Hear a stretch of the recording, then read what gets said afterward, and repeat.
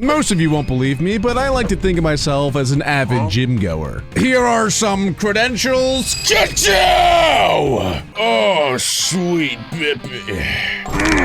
Let's see, I can squat 450 pounds, I can deadlift 550 pounds, and I can bench 385 pounds. Point being, I feel like I can resonate with this video, which is the most painful gym deaths of all time. Let's check it out. The barbell incident. It was the early hours of a Tuesday morning in St. Charles, Missouri. The gym was entirely silent, and it was the kind of silent that only came when the world outside was asleep.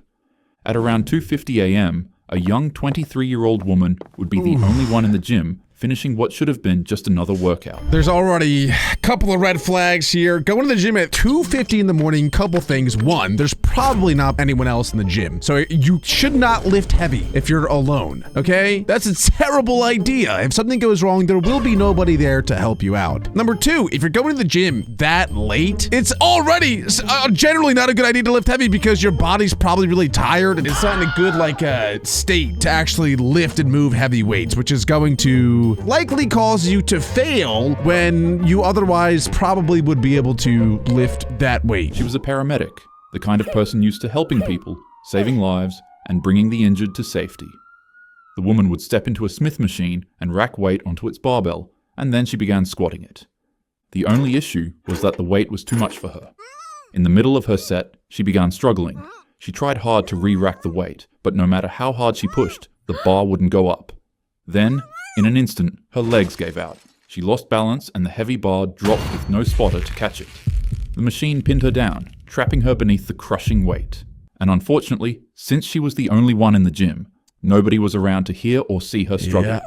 For nearly half an hour, she laid pinned and crushed under the pressure of the weight before another gym member finally walked in and found her. But by then, it was already too late. The member tried to help and called 911, but by the time paramedics arrived, they couldn't do anything for her. Her co-workers at the Christian hospital remembered her as vibrant, full of energy, and always lighting up the room with her smile. That is really, really sad. And honestly, she didn't do anything that wrong in my opinion, because she used a Smith machine, and Smith machine systems are normally way safer than actual free bar systems. Because with the Smith machine, you can just turn the bar forward and you're good. Like that, you can rack it at any point. So even when she was really low, she could have just racked the bar there. Also, I guess she didn't put the safeties up, but on Smith machines and a lot of squat racks in general, you can put a safety, a safety precaution up, and I guess she didn't do that. But even when I have a spotter, I still put up safety precautions just in case something goes wrong. Like, let's say my knee gives out, or, the bar slips, or whatever it may be. Even in those instances, if you have a spotter, they can't do anything. Like, they're not Spider-Man. They don't have reactions like a cat, where they can just catch the bar for you if something crazy happens. So I would always recommend having safety precautions and take safety measures, especially if you're lifting heavy, which I recommend that too. I'd always recommend lifting heavy weights, but just do it in a safe manner. But that promise, that brightness, was extinguished in a freak accident that lasted only seconds.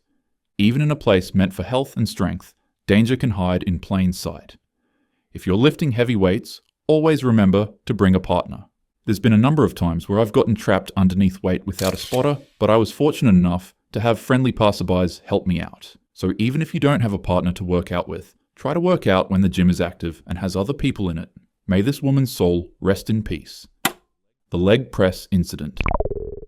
8 years ago, in Vadodara, India, a middle-aged man walked inside of a gym for what should have been a normal workout. No, some of these, I can't even imagine dying on a leg press, because on a leg press, even if you go so if you don't know, a leg press essentially, it's kind of like this machine. You're here, and then the weight comes in, and then you push it back up, and then the weight comes in, and then you push it back up, and it's for your legs. So you get a nice leg pump, glute pump, maybe a little toe pump too. But my point is, even when you come all the way back in here, there's normally a safety hinge where the leg press won't go any further. And so if anything, he might just get stuck in this position and then he should be fine. I don't understand how he could die on a leg press machine. There's only two things that come to mind here. Maybe there was an equipment malfunction where somehow it actually broke and fell onto him, but that shouldn't happen, number one. Or number two, he was pushing so hard that he had a brain aneurysm, because I've used a leg press many times before and I've I've had like throbbing headaches. It was really bad and I'll never do that again. But that was back when I was like a maniac in the gym. So I could see that potentially happening too, but I have no idea where this one's going. He moved from one exercise to another until he finally settled in front of the leg press machine,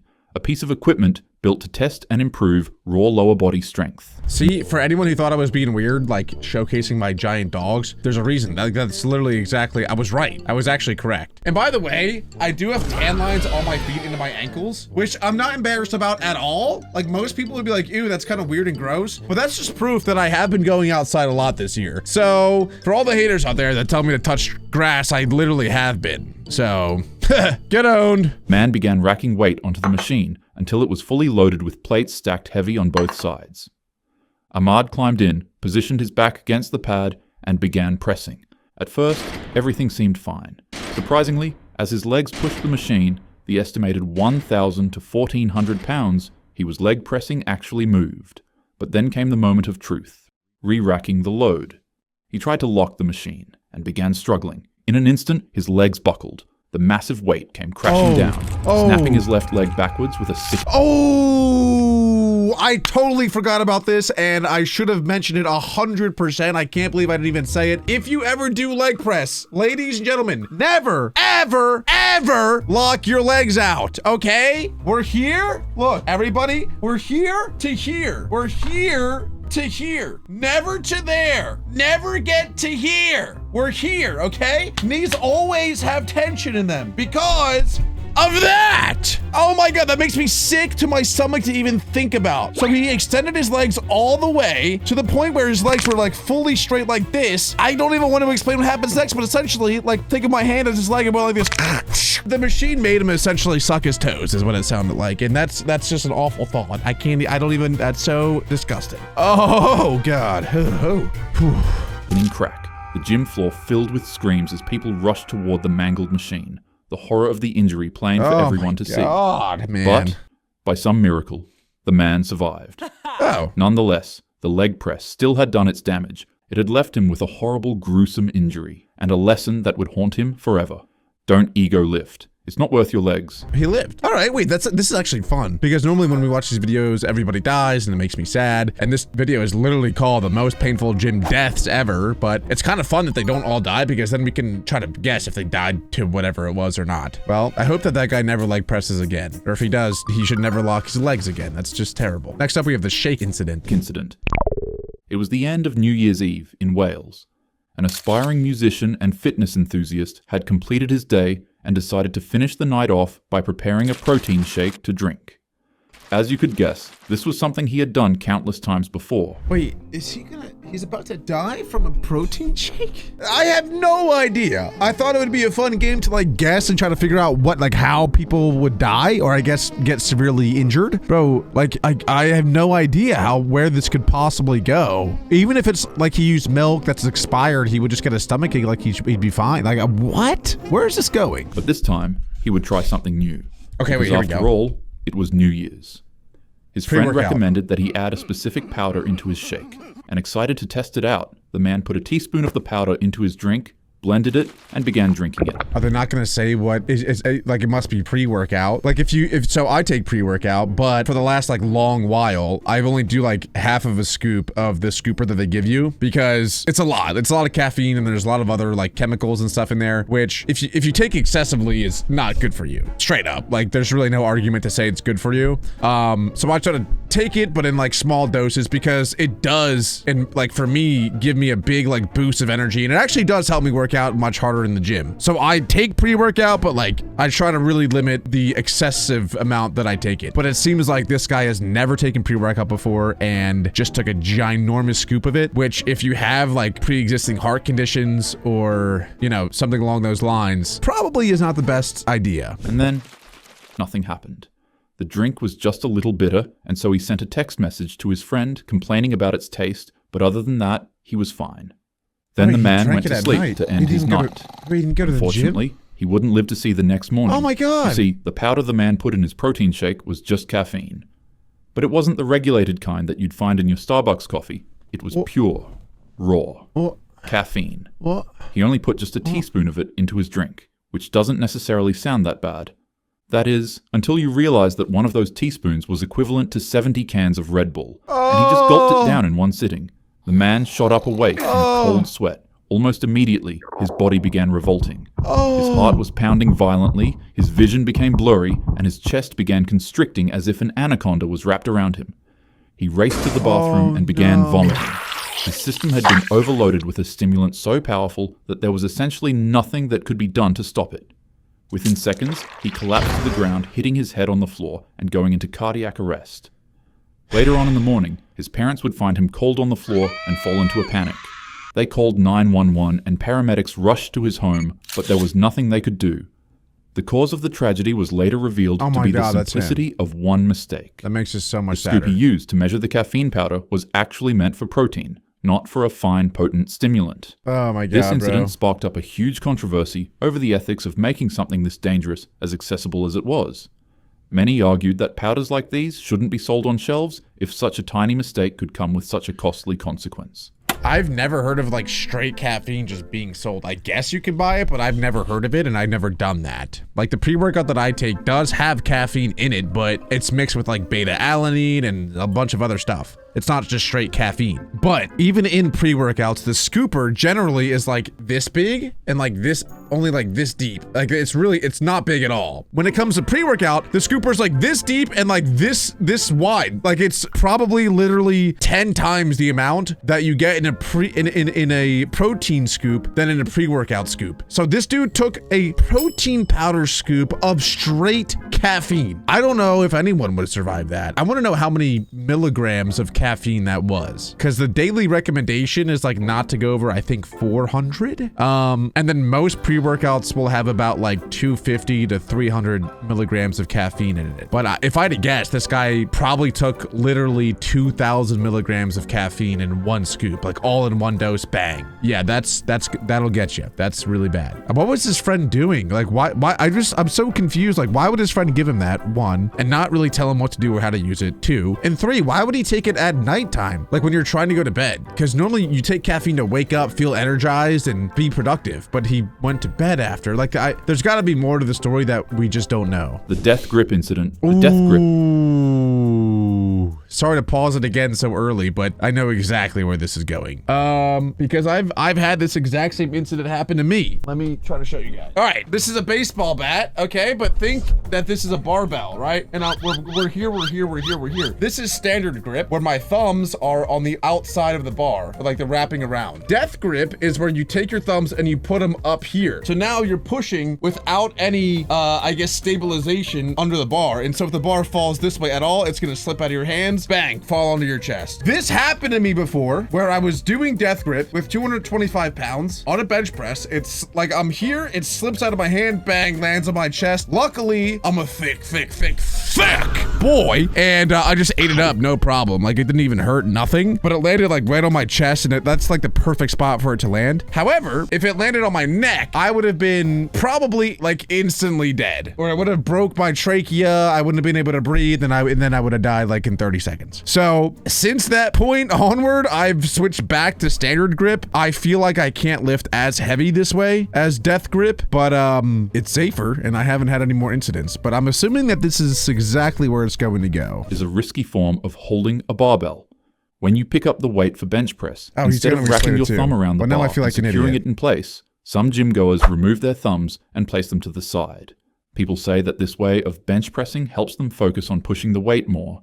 Others claim that it makes their triceps activate. No, that's stupid. Whoever says it makes your triceps activate, that's stupid. Okay, I'll explain the actual reason, because neither of those are really true. The actual reason why it does help is because when you bench or do like any pushing movement, the most effective way is to stack. It's called stacking, where you stack like your joints together. So for example, if you're benching, like let's just say I'm pushing something straight up. I want my forearm, my full forearm, to be completely perpendicular and stacked to my bicep. Like like, so if I'm here and I push up, I'll have a lot more force than if I was like this and I was trying to push up this way. It's honestly just physics. And so anyway, you want to have the weight in the bottom of your hand when you do that because that's stacking the weight directly onto this bone here. If you have the weight in your hand is bent backward and then you're losing a lot of force. And I know that this is a lot of yap, but essentially when you're in standard grip, you'll have the barbell be more in the top of your hand where it is like right there versus if you go death grip and you can put the bar lower in your hand, thus stacking it right onto your wrist joint, which allows for better leverage and allows you to push more weight. That's the real answer. I don't know what he just said, a bunch of hoopla. Stylistic way of benching that is extremely dangerous.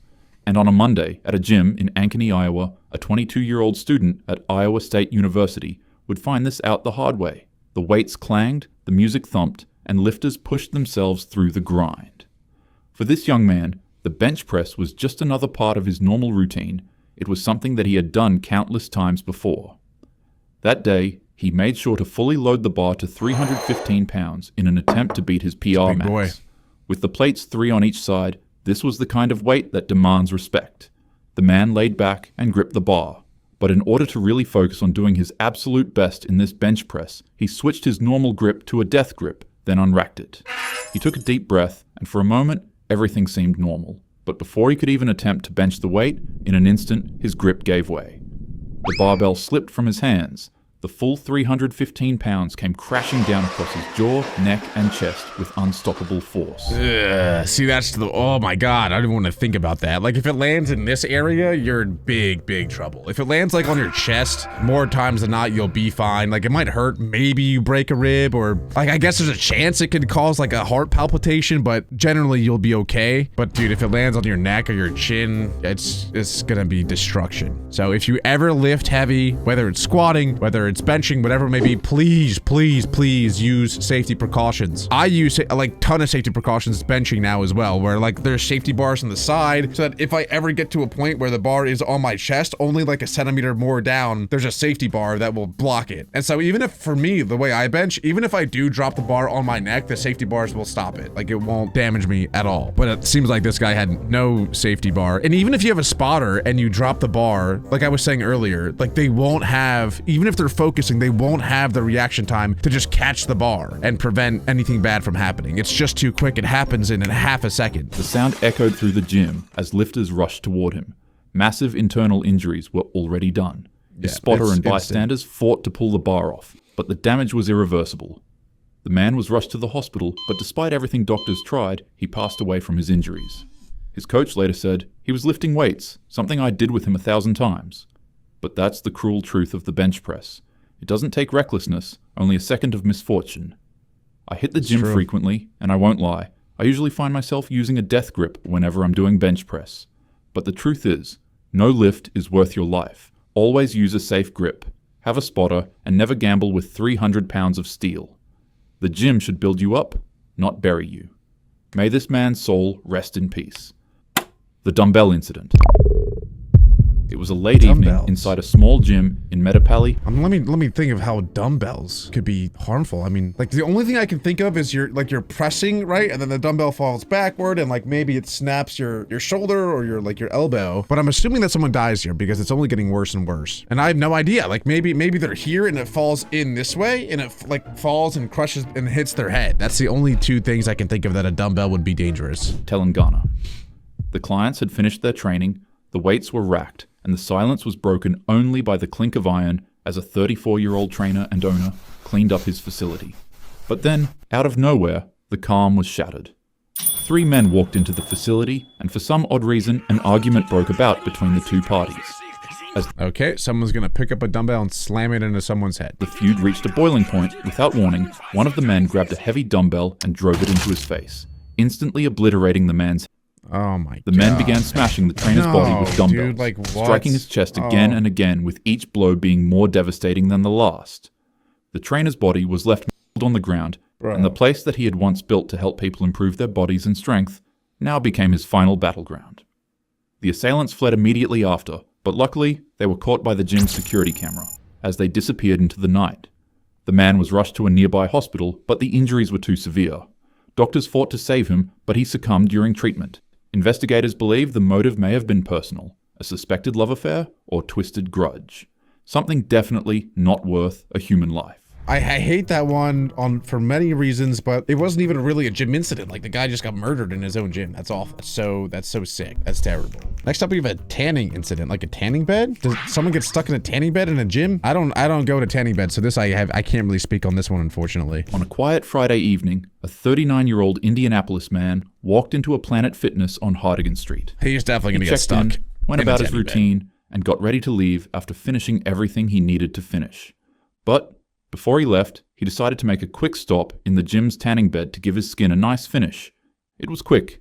The man hopped into the tanning bed and was blasted by tanning lights for 10 minutes, left the gym, went back home, and slept happily ever after. Okay. Except that's not what happened. You see, the man's car was left parked in the gym's lot. It never left. He got stuck in it. And his family became extremely worried when he didn't return home for a day. One day turned into 3 days, and before you knew it, the truth finally came out. The man struggled with an addiction that I can't mention on YouTube. It's speculated that the man had consumed some of the substance before slipping into the tanning bed. And while the machine tanned his skin, he quickly realized that he had consumed too much of the illegal substance. He began convulsing while trying to escape the tanning bed, but it would be to no avail. For 3 whole days, the man would remain stuck inside with his body trapping the energy from the device's UV lights, causing him to become disfigured. Finally, a staff member of the Planet Fitness discovered his body locked inside of the tanning bed. He had been there since Friday, alone, silent, and hidden in plain sight. Authorities were immediately called when they found him, and by the time police and investigators pieced it together, questions were everywhere. Why did it take so long for someone to find him? Why did no alarms go off? And was it really just the substance he consumed that caused him to become stuck in the tanning bed? Okay, those are all good questions, but I feel like the most blaring one is how there's not a timer for the bed. Like, there should be like a maximum time you're allowed to stay in there before it turns off, and it's like, okay, next person, you know? That's like, I don't know, having a toaster that will never stop toasting. Every toaster has like the limit. You can go like, you can toast it for like 15 minutes max, and like no one does that obviously, but point being, like, obviously a tanning bed is dangerous to stay in for an excessive amount of time. How was there not a maximum limit to how long you could stay in there? That is absurd. His mother later confirmed he had been struggling with an addiction, but she still remembered him as the kindest person with the softest heart. The gym is where you shape yourself into the best version of who you can be. It's a place that builds not only strength, but also health and happiness. But none of that matters without safety. Safety always comes first. Train with a spotter when you can, pay attention to your muscles and joints if they warn you to slow down, and never load more weight than you're truly ready to handle. I agree with all of that. I agree with it, coming from a seasoned veteran. Well, that is it. If you guys want me to watch even more of the worst deaths, let me know by leaving a like on this, commenting down below which one I should do next, and clicking right here to watch another awesome video.